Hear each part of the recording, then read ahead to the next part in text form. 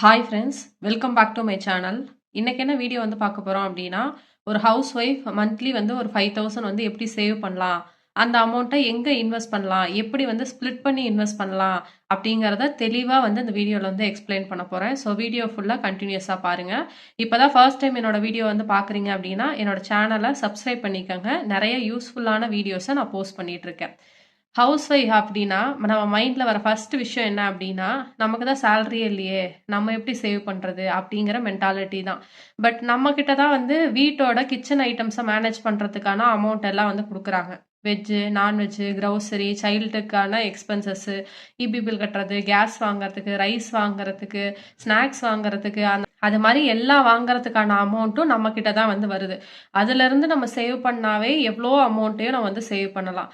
இந்த விஷயத்த வந்து ஹவுஸ் ஒய்ஃப் மட்டும் நினைச்சா பண்ண முடியுமா அப்படின்னு கேட்டா நோ. ஹஸ்பண்ட் ஒய்ஃப் 2 பேருமே வந்து திங்க் பண்ணணும். அப்பதான் சேவிங்ஸ் அப்படிங்கிறது ஒரு ஃபேமிலியில பில்ட் ஆகும். அதை ஃபர்ஸ்ட் வந்து மைண்ட்ல வச்சுக்கோங்க.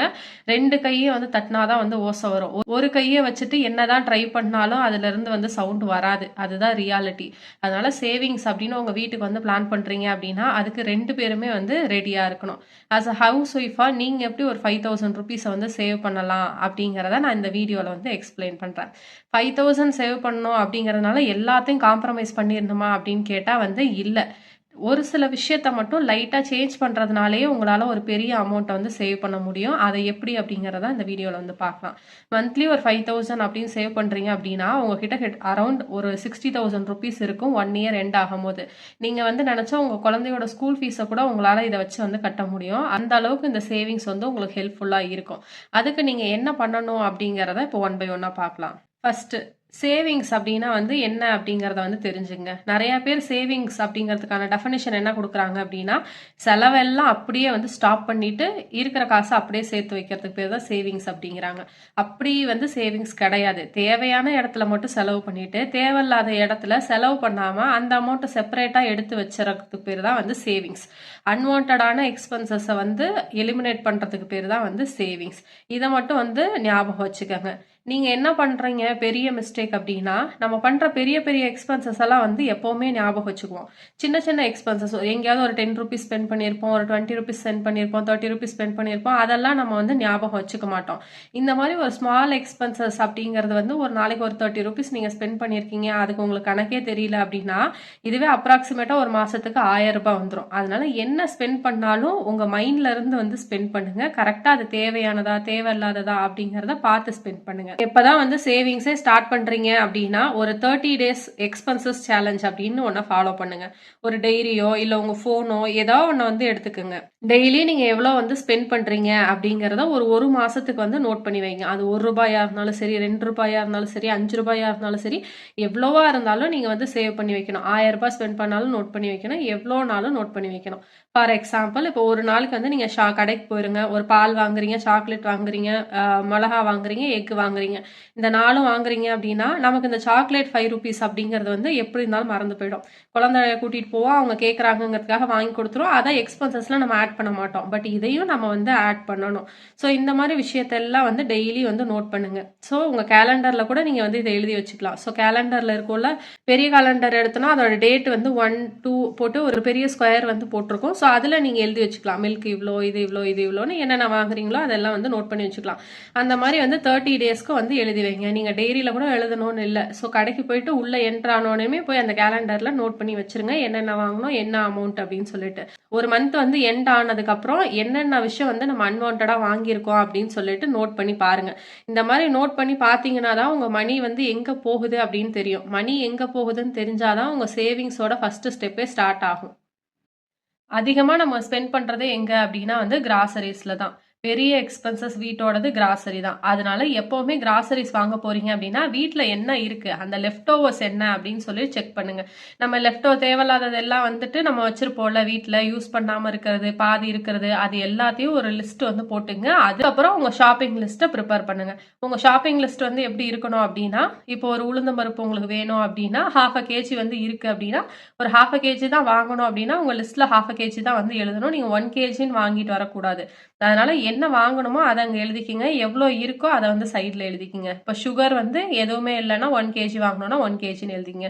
ஸ்பைசஸ் எல்லாம் வீட்டில் இருக்குது, ஒரு மாதத்துக்கு போதும் அப்படின்னா ஸ்பைசஸில் நோன்னு எழுதிக்கிங்க. இப்போ ஆயில் வாங்கணும், 1/2 லிட்டர் ஆல்ரெடி வீட்டில் இருக்குது அப்படின்னாலும் 3 liters வாங்கிட்டு வந்து வைக்காதீங்க, 2.5 liters அந்த மாதிரி வந்து வாங்குங்க. நீங்கள் வந்து சூப்பர் மார்க்கெட்ஸில் தான் வந்து போய் வாங்குறீங்க, டிமார்ட்டு அந்த மாதிரி ரிலையன்ஸ் ஸ்மார்ட் இப்படி தான் போய் வாங்குறீங்க அப்படின்னா ஆஃபர்ஸ் இருக்குது அப்படிங்கிறதுக்காக வாங்கிட்டு வராதிங்க. இப்போ ஒரு நூடுல்ஸ் பாக்கெட் இருக்கும், ஒரு 100 rupees வந்து இருக்கலாம், பெரிய பல்கான ஃபேமிலி பேக்காக இருக்கும். அது 50% ஆஃபர் போட்டு 50 rupees 60 rupees அப்படின்னு போட்டிருக்கும் போது அதை நம்ம டக்குன்னு வந்து எடுத்துகிட்டு வந்துடுவோம். பட் வந்து அது ஹெல்த்தியான்னு கேட்டால் ஹெல்தி இல்லை. அதுக்கப்புறம் வீட்டுக்கு வந்துட்டு ஐயோ நம்ம சாப்பிட்டா குழந்தை சாப்பிடுமே, இதை குக் பண்ண வேணாம்னு சொல்லி வச்சு தூக்கி போட்ட காலெல்லாம் இருக்குது. நானும் அதெல்லாம் வந்து பண்ணியிருக்கேன்.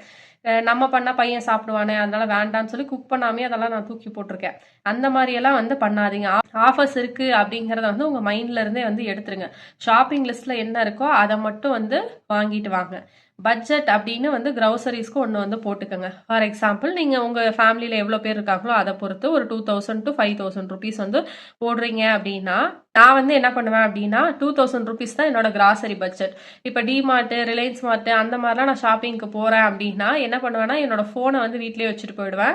நானே என் ஹஸ்பண்ட் போகிறோம் அப்படிங்கிறனால அவரோடது ஃபோன் இருக்கும். ஸோ நான் வந்து 2000 கேஷாக எடுத்துகிட்டு போயிடுவேன். நான் தான் பே பண்ணணும் அப்படிங்கிறனால நான் 2000 rupeesக்கு தான் வந்து எடுக்க முடியும். அதை தாண்டி எந்த ஐட்டம்ஸும் என்னால் எடுக்க முடியாது. அதை தாண்டி எடுத்தால் என் ஹஸ்பண்ட் கிட்ட அமௌண்ட் வாங்கி தான் நான் பே பண்ணுற மாதிரி இருக்கும். அதனால நான் மோஸ்ட்லி வந்து அந்த 2000க்குள்ளே வந்து முடிச்சுட்டு வந்துடுவேன். ஸோ இதை கூட நீங்கள் ட்ரை பண்ணி பாருங்கள், கன்ஃபார்மாக வந்து ஒர்க் ஆகும். நீங்கள் எவ்வளோ வந்து கிராசரிக்கு பட்ஜெட் போட்டிருக்கீங்களோ அதுக்குள்ளே தான் நீங்கள் கண்டிப்பாக வந்து கம்ப்ளீட் பண்ணணும். நெக்ஸ்ட்டு வெஜிடபிள்ஸ், ஃபுட்டு வேஸ்ட்டு அதெல்லாம் வந்து கண்ட்ரோல் பண்ணுங்கள். நிறைய வெஜிடபிள்ஸு, ஃப்ரூட்ஸு இதெல்லாம் வாங்கி ஃப்ரிட்ஜில் வந்து ஸ்டோர் பண்ணி வைக்காதீங்க. வெஜிடபிள்ஸ் வந்து ஸ்பாயில் ஆக அதுதான் நமக்கு வந்து மணி லாஸ் ஆகிறது. ஸோ நீங்கள் வந்து இந்த சிம்பிள் ஒரே ஒரு ரூலை மட்டும் ஃபாலோ பண்ணுங்கள். ஃபர்ஸ்ட் பாட் ஃபர்ஸ்ட் யூஸ். நீங்கள் நாளைக்கு சமைக்க போகிறதுக்கு இன்றைக்கி கத்திரிக்காய் வாங்கிட்டு வந்திருக்கீங்க அப்படின்னா இதுக்கு முன்னாடியே வந்து உள்ள வெண்டைக்காய் இருக்குது அப்படின்னா அந்த வெண்டைக்காவை தான் நீங்கள் சமைக்கணும். இன்றைக்கி வாங்கிட்டு வந்த கத்திரிக்காவை சமைக்கக்கூடாது. அப்போ தான் வந்து உங்கள் வீட்டில் வந்து ஃபுட் வேஸ்ட் ஆகாது, வெஜிடபிள்ஸ் வேஸ்ட் ஆகாது. எது நீங்கள் ஃபஸ்ட்டு வாங்கி வச்சிங்களோ அதை ஃபஸ்ட்டு யூஸ் பண்ணுங்கள். அப்படி பண்ணிகிட்டே வரீங்க அப்படின்னா எந்த வெஜிடபிள்ஸுமே உங்களுக்கு வந்து ஸ்பாயில் ஆகாமல் வந்து இருக்கும். நீங்கள் வந்து வீக்லி ஒன்ஸ் வந்து ஷாப்பிங் போவீங்க, வெஜிடபிள்ஸ் ஃப்ரூட்ஸ் எல்லாம் வாங்க போவீங்க அப்படின்னா ஃப்ரிட்ஜில் என்ன இருக்குது அப்படின்னு சொல்லிட்டு ஒரு 2 நிமிஷம் ஓப்பன் பண்ணி என்னென்ன வெஜிடபிள்ஸ் இருக்குது, எவ்வளோ இருக்குது அப்படிங்கிறத பார்த்துட்டு அதுக்கப்புறம் போய் வாங்கிக்கோங்க.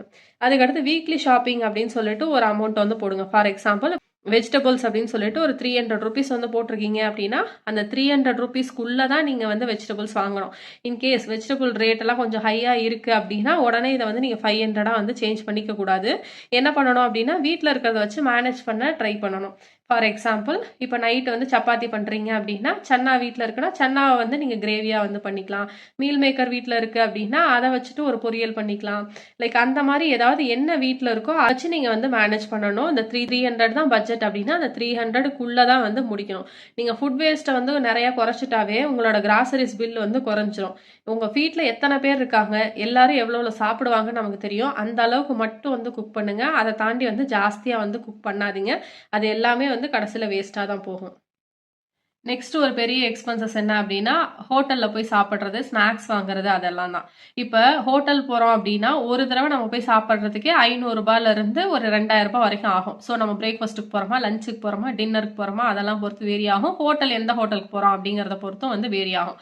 ஸோ நீங்கள் வந்து என்ன பண்ணணும் அப்படின்னா மந்த் ஸ்டார்ட் ஆகும் போதே வெளியில் போய் சாப்பிட்றதுக்கு எவ்வளோ அமௌண்ட்டு, என்ன பட்ஜெட், எத்தனை தடவை போகணும் அப்படிங்கிறத ஃபிக்ஸ் பண்ணிக்கோங்க. ஃபார் எக்ஸாம்பிள் இப்போ பட்ஜெட்டே வந்து 1000 ரூபாய் தான், 2 தடவை தான் வந்து நம்ம ஆர்டர் பண்ணுறதோ இல்லை வெளியில் போய் சாப்பிட்றதோ வந்து ஃபாலோ பண்ணணும் அப்படின்னா நான் 2nd வீக்கில் ஒரு நாள், 4th வீக்கில் ஒரு நாள் இவ்வளோதான், 2 தடவை தான் நம்ம வந்து போகணும் அப்படின்னு ஃபிக்ஸ் பண்ணிட்டீங்க அப்படின்னா 1st வீக்கோ 3rd வீக்கோ வந்து உங்களுக்கு போகணும் அப்படிங்கிற தாட்டே வந்து வராது, ஆர்டர் பண்ணணும் அப்படிங்கிற தாட்டும் வந்து வராது. இந்த மாதிரி வந்து ஃபாலோ பண்ணி பாருங்க, கன்ஃபார்மாக வந்து ஒர்க் ஆகும். நீங்கள் ஃபஸ்ட்டே இதை ஃபிக்ஸ் பண்ணிட்டீங்க அப்படின்னா நீங்கள் ஃபிக்ஸ் பண்ண வீக்கில் மட்டும்தான் போவீங்க, மீதி எந்த வீக்லேயும் ஹோட்டலும் போக மாட்டீங்க, ஆர்டரும் பண்ண மாட்டீங்க.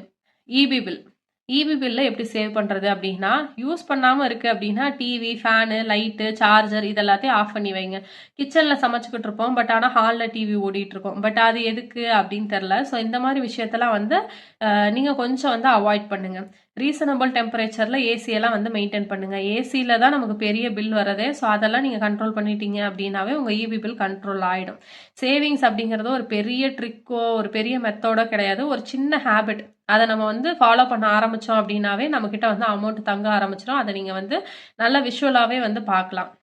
அதுக்கடுத்து online shopping only today 50% offer இருக்கு, இது ஃபிளாஷ் சேலு, லிமிடெட் ஆஃபரு, அந்த மாதிரிலாம் வந்து நிறைய இருக்கும். இந்த மாதிரி விஷயத்தெல்லாம் வந்து பார்த்து ஆர்டர் பண்ணிடாதீங்க. நீங்க என்ன பண்ணணும் அப்படின்னா, என்ன உங்களுக்கு வேணுமோ அதை ஃபர்ஸ்ட் வந்து விஷ் லிஸ்ட்ல போட்டு வைங்க. விஷ் லிஸ்ட்ல போட்டு முடிச்சுட்டு என்னைக்காவது அந்த விஷ் லிஸ்ட்டை எடுத்து பார்க்கும் போது நமக்கு இது வாங்கணும் அப்படின்னு தோணுச்சு அப்படின்னா அப்பயும் டைரக்டா வாங்கக்கூடாது, ஆட் டு கார்ட்ல போடுங்க. ஆட் டு கார்ட்ல போட்டுட்டீங்க அப்படின்னா அந்த கார்டு வந்து ஒரு 1000 ரூபாய் அந்த ரேஞ்சுக்குள்ள இருக்கு அப்படின்னா நீங்க ஒரு 24 ஹவர்ஸ் வந்து வெயிட் பண்ணி பார்க்கணும். 24 ஹவர்ஸ்க்கு அப்புறம் வந்து வேணும் அப்படின்னா நீங்க வந்து இதை பர்ச்சேஸ் பண்ணிக்கோங்க. இல்ல அப்படின்னா அதை அப்படியே வந்து கார்ட்ல இருந்து ரிமூவ் பண்ணி விட்டுருங்க. அமௌண்ட் வந்து ஒரு 1000 ரூபாய்க்கு மேல அப்படின்னா நீங்க ஒரு 7 டே ரூல் வந்து ஃபாலோ பண்ணணும். இந்த தேர்ஸ்டே வந்து நீங்க இப்ப கார்ட்ல போடுறீங்க அப்படின்னா நெக்ஸ்ட் தேர்ஸ்டே வரைக்கும் வந்து வெயிட் பண்ணணும். நெக்ஸ்ட் தேர்ஸ்டே வரைக்கும் அந்த கார்ட்ல அந்த இது இருக்கு, உங்களுக்கு அது வேணும் அப்படின்னா ஆர்டர் பண்ணி வாங்கிக்கிங்க. ஓகே, அப்ப இது இல்லாம நம்ம 1 வீக் இருந்துட்டோம், இதுக்கு மேல இது தேவையா அப்படின்னு நினைச்சு பாருங்க. வேணும் அப்படின்னா வாங்கிக்கோங்க, வேணான்னா கார்ட்ல இருந்து எடுத்து விட்டுருங்க. அவ்வளவுதான்.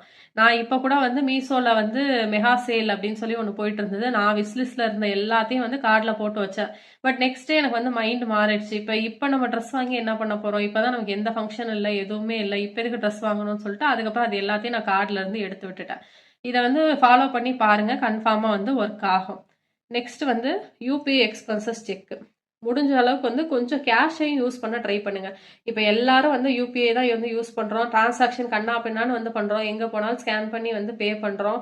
யாருக்காவது அந்த டிரான்சாக்ஷன் ஹிஸ்டரி அப்படின்னு ஒன்று இருக்கும், அதை ஓப்பன் பண்ணி பார்த்தா எல்லா செலவும் எங்க பண்ணோம்னு சொல்ல முடியுமா? 1% கூட நம்மளால வந்து சொல்ல முடியாது. அதனால என்ன பண்ணணும் அப்படின்னா, அப்படின்னு வீட்டு செலவுக்குன்னு ஒரு 15,000 எடுத்து வைக்கிறீங்க அப்படின்னா அதை கேஷா வந்து 10,000மும் யூபிஐயா வந்து 5,000மும் எடுத்து வச்சுங்க. ஏன்னா எல்லா இடத்துலயும் நம்மளால வந்து கேஷ் யூஸ் பண்ண முடியாது, எங்கேயாவது யூபிஐ வேணும் அப்படின்னா யூஸ் பண்ற இந்த மாதிரி வந்து பிரிச்சு வச்சுங்க. நீங்க யூபிஐ யூஸ் பண்றீங்க அப்படின்னா வீக்லி ஒன்ஸ் வந்து செக் பண்ணி பாருங்க, எங்க எவ்வளவு டிரான்சாக்ஷன் பண்ணிருக்கோம், ரிமைனிங் வந்து எவ்வளவு அமௌண்ட் இருக்கு அப்படிங்கறத செக் பண்ணி பாருங்க. யூபிஐல நம்ம மோஸ்ட்லி பேலன்ஸ் செக் பண்றதே கிடையாது. லாஸ்ட்ல என்னைக்காவது இன்சபிஷியன்ட் பேலன்ஸ் காட்டினா மட்டும்தான் அமௌண்ட் காலி ஆயிடுச்சுங்கிறதே நமக்கு வந்து தெரியும். அதனால கேஷா இருந்தது அப்படின்னா ஒவ்வொரு தடவை இருந்தும் ஒரு 500 அதுல இருந்து எடுக்கிறோம் அப்படின்னா நமக்கு வந்து தெரியும் இன்னும் இவ்வளவுதான் இருக்கு, ஸோ இதுக்குள்ளதான் இந்த மந்தை ஓட்டணும் அப்படிங்கறதெல்லாம். அதனாலதான் இந்த மாதிரி வந்து ஸ்பிளிட் பண்ணி வச்சிருக்கேன். நெக்ஸ்ட் நோ ஸ்பெண்ட் டே அப்படின்னு சொல்லிட்டு ஒன்றை வந்து ஃபாலோ பண்ணுங்க. மினிமமா ஒரு மாசத்துல 2 தடவை வந்து ஃபாலோ பண்ணுங்க. அந்த நாள் நீங்க எதுவுமே வந்து வாங்கக்கூடாது. அன்னைக்கு வீட்டுல என்ன இருக்கோ அதை வச்சுதான் நீங்க வந்து சமைக்கணும். புதுசா போய் எதுவுமே வந்து வாங்கக்கூடாது. ஸ்நாக்ஸ் வாங்குறதோ ஹோட்டல்ல போய் சாப்பிட்றதோ அதெல்லாம் அன்னைக்கு கண்டிப்பா வந்து அலவுடே கிடையாது. இதை வந்து ஒரு மாசத்துக்கு 2 தடவை ஃபாலோ பண்ணி பாருங்க. அதுக்கப்புறம் வந்து கொஞ்சம் உங்களுக்கு நல்லா அது பிக்கப் ஆயிடுச்சு அப்படின்னா வீக்லி ஒன்ஸ் வந்து ட்ரை பண்ணி பாருங்க. இதுல நீங்க எவ்வளவு அமௌண்ட் சேவ் பண்றீங்க அப்படிங்கறது உங்களுக்கு வந்து புரியும். பாயிண்ட், பட் ரொம்ப ரொம்ப இம்பார்ட்டன்டான பாயிண்ட், சேவிங்ஸுக்கு அப்படின்னு சொல்லிட்டு ஒரு பிளானை வந்து நீங்க ஃபர்ஸ்ட் போட்டுங்க. நீங்க 5,000 அப்படின்னு இப்ப நீங்க சேவிங்ஸ் அப்படின்னு பிளான் பண்ணிட்டீங்க அப்படின்னா அந்த 5,000 எப்படி எப்படி சேவ் பண்ணணும் அப்படிங்கறத ஃபர்ஸ்ட் வந்து பிளான் பண்ணிங்க. ரஃபா நான் வந்து ஒன்னு கொடுக்குறேன். ஸோ ரெக்கரிங் டெபாசிட் அப்படின்னு சொல்லிட்டு ஒரு ஆர்டி வந்து 1000 ரூபாய் அப்படின்னு வந்து போட்டுங்க. இதை கூட நீங்க ஸ்பிளிட் பண்ணி 500 வந்து போட்டுக்கலாம். 500 போட்டுக்கிட்டீங்க அப்படின்னா இன்கேஸ் ஏதாவது எடுக்கணும் அப்படின்னா கூட ஒரு ஆர்டியை நீங்க கேன்சல் பண்ணி எடுத்துக்கலாம், ஒரு ஆர்டியை நீங்க அப்படியே வந்து மெயின்டைன் பண்ணிக்கலாம்.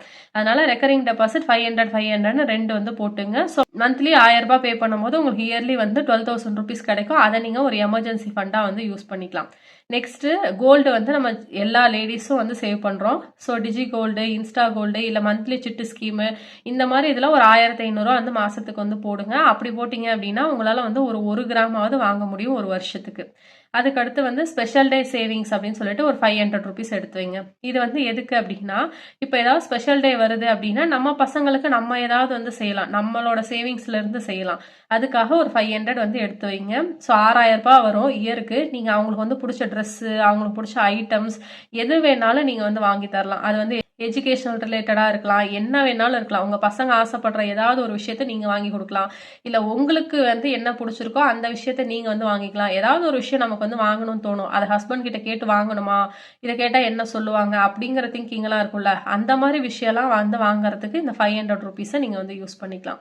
அதுக்கடுத்து பிபிஎஃப், எஸ்எஸ்ஒய் அப்படின்னு சொல்லிட்டு போட்டு ஏதோ ஒன்று, உங்களுக்கு கேர்ள் சைல்டு இருக்கா எஸ்எஸ்ஒய், பாய் இருக்கா பிபிஎஃப், ஒரு 1000 ருபீஸ் வந்து போட்டு வச்சுங்க உங்க கிட்ஸோட ஃபியூச்சருக்காக. ஹஸ்பண்ட் மட்டும்தான் வந்து அமௌண்ட் அமௌண்ட் போடணும் அப்படின்னு இல்லை. நம்ம சைட்ல இருந்து ஒரு கான்ட்ரிபியூஷன் நம்மளும் வந்து பண்ணலாம். அதனால ஒரு 1000 ருபீஸ் அதுக்கு எடுத்து வச்சுங்க. உங்களோட ஃபியூச்சருக்காக என்பிஎஸ்ல ஒரு 1000 ரூபாய் வந்து போட்டு வச்சுங்க. டோட்டலா வந்து 5000 அப்படின்னு சொல்லிட்டு உங்க பட்ஜெட்டை வந்து போட்டுங்க. ஸோ இந்த மாதிரி பட்ஜெட் போட்டுட்டீங்க அப்படின்னா, இப்போ சிட்டா போட்டுட்டீங்க அப்படின்னா மாசம் ஆனா கண்டிப்பா 1500 நீங்க பே பண்ணணும். ரெக்கரிங் டெபாசிட் போட்டுட்டீங்க அப்படின்னா கன்ஃபார்மா ரெக்கரிங் டெபாசிட்டுக்கு 500 ரூபாய் நீங்க பே பண்ணி தான் ஆகணும். ஸோ இந்த 2500 கண்டிப்பா வந்து சேவிங்ஸ்ல போயிடும். ஸோ ரிமைனிங் இருக்க அந்த 2500 நீங்க தான் வந்து கரெக்டா வந்து பே பண்ணணும். ஸோ அப்படி பே பண்ணிட்டீங்க அப்படின்னாவே உங்க சேவிங்ஸ் மந்த்லி வந்து கரெக்டா வந்துடும். சேவ் ஃபர்ஸ்ட் ஸ்பெண்ட் நெக்ஸ்ட் அப்படிங்கிற சிம்பிள் ரூலை வந்து ஃபாலோ பண்ணுங்க. இப்போ உங்க பட்ஜெட்டுக்கான அமௌண்ட் வந்து வந்துருச்சு அப்படின்னா இது எல்லாத்துக்கும் எடுத்து ஃபர்ஸ்ட் இன்வெஸ்ட் பண்ணிருங்க. இப்போ வந்து ஒரு ஆகஸ்ட் 1 அன்னைக்கு அவருக்கு சேலரி வந்துருச்சு அப்படின்னா அவர் உங்ககிட்ட அமௌண்ட்டை கொடுத்துட்டாரு அப்படின்னா உடனே இந்த 5000 வந்து எல்லாத்தையும் எடுத்து சேவிங்ஸ்ல போட்டுருங்க. போட்டு முடிச்சுட்டு எவ்வளோ இருக்கோ அதை வச்சு வீட்டு செலவை பாருங்க. அப்பதான் கரெக்டா இருக்கும். ஸோ எங்க வீட்டிலலாம் என்னைக்கு சேலரி வருதோ அன்னைக்கே எல்லாத்துலயும் நாங்கள் வந்து அமௌண்ட் பே பண்ணிடுவோம். லோனா இருக்கட்டும், கிரெடிட் கார்டு பே பண்றதா இருக்கட்டும், பிபிஎஃப்ல போடுறதா இருக்கட்டும், என்பிஎஸ்ல போடுறதா இருக்கட்டும், எல்ஐசி கட்டுறதா இருக்கட்டும், எல்லாத்தையும் அன்னைக்கு என்னைக்கு சேலரி வருதோ அன்னைக்கு நைட்டே உட்காந்து ஃபுல்லா எல்லாத்தையுமே வந்து முடிச்சிருவோம். அதுக்கப்புறம் என்ன அமௌண்ட் இருக்கோ அதை தான் வச்சு நாங்க ஸ்பெண்ட் பண்ணுவோம். அதுல எக்ஸஸா இருக்கு அப்படின்னா அதை வந்து திருப்பி சேவிங்ஸ்ல மாத்திக்குவோம். ஸோ இந்த மாதிரி வந்து பிளான் பண்ணி பாருங்க. உங்களாலேயும் வந்து ஒரு 5000 ருபீஸ் வந்து சேவ் பண்ண முடியும். இயர்லி வந்து 60,000 வந்து சேவ் பண்ண முடியும். All the best. ஹோப் இந்த வீடியோ உங்களுக்கு யூஸ்ஃபுல்லாக இருக்கும் அப்படின்னு நினைக்கிறேன். யூஸ்ஃபுல்லாக இருந்துச்சுன்னா வீடியோ வந்து லைக் பண்ணிக்கோங்க. ப்ளஸ் என்னோட சேனலை சப்ஸ்கிரைப் பண்ணிவிட்டு பக்கத்தில் இருக்க பெல் பட்டனை கிளிக் பண்ணிக்கோங்க. அப்போ தான் நான் போடுற வீடியோஸ் எல்லாம் உங்கள் நோட்டிஃபிகேஷனில் வரும். இவ்வளோ நேரம் டைம் ஸ்பெண்ட் பண்ணி என்னோட வீடியோ பார்த்ததுக்கு thank you so much. Have a nice day.